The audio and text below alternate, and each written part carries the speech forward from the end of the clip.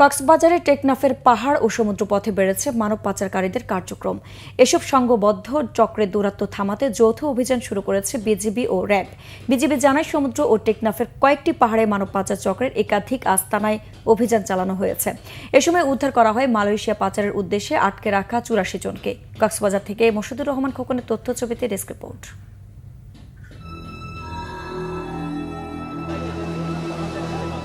চলতি মাসে কক্সবাজারের সীমান্ত উপজেলার টেকনাফের গহীন পাহাড়ে অভিযান চালায় বিজিবি। অভিযানে অস্ত্রসহ ১০ জনের বেশি মানব পাচারকারীকে আটক করে তারা। উদ্ধার করা হয় রোহিঙ্গা ও বাংলাদেশি সহ অন্তত ৮৪ জনকে, যাদেরকে চাকরির মিথ্যা প্রলোভন দেখিয়ে আটকে রাখে মানব পাচারকারীরা।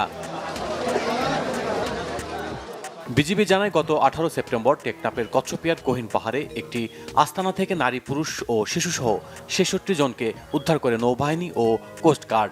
সব মিলে মানব পাচারকারীর চক্রের হাত থেকে এখন পর্যন্ত উদ্ধার করা হয়েছে ১৫০ জনকে। ভুক্তভোগীরা জানান, দালাল চক্রের হাত বদল হয়ে পণ্যের মতো বিক্রি হয়েছেন তারা। আমি ওখানে ১৫ দিন পাহাড়ে পাহাড়ে আটকাইছিলাম। আমাকে চরম মারধর করছে, আমাকে আরও ৫০,০০০ টাকা মুক্তিপণ দাবি করছে। গত পরশু দিন আমাকে আবার আপনার ৫০,০০০ টাকা অন্য পার্টির কাছে বিক্রি করে দেয়। আমাদেরকে সরাসরি বিনা টাকায় বিনামূল্যে মালয়েশিয়া নিয়ে যাবো বলছিল। এশিয়ালে যাইব হয়ে বিনামূল্যে, মানে অল্প খরচে আমার টাকা দিতে হবে না, এক কথা বলে আমাকে এখানে আনছিল। কাজে আসছিলাম, আসার পরে হোটেলে কাজ পাইলে পরে আমি লবণের লেবারি কাজ করছি, লোডারে গাড়িতে লবণ ভরা যার বাড়িতে থেকে কাজ করছি। এক সপ্তাহ কাজ করার পরে ও বলছে যে চলো ঘুরে আসার কথা বলে আমাকে বিক্রি করে দিয়েছে। পালিয়ে আসা ভুক্তভোগীদের দেয়া তথ্যের ভিত্তিতে অভিযান চালানো হয়েছে বলে জানান বিজিবি ও র্যাবের অধিনায়ক। বিভিন্ন জায়গা থেকে আমরা দেখছি ধরে নিয়ে আসা হচ্ছে, ওখানে পাহাড়ে রাখা হয় এবং সাগর পথেই তাদেরকে বিভিন্ন গন্তব্যে, অজানা গন্তব্যে পাঠানো হয়।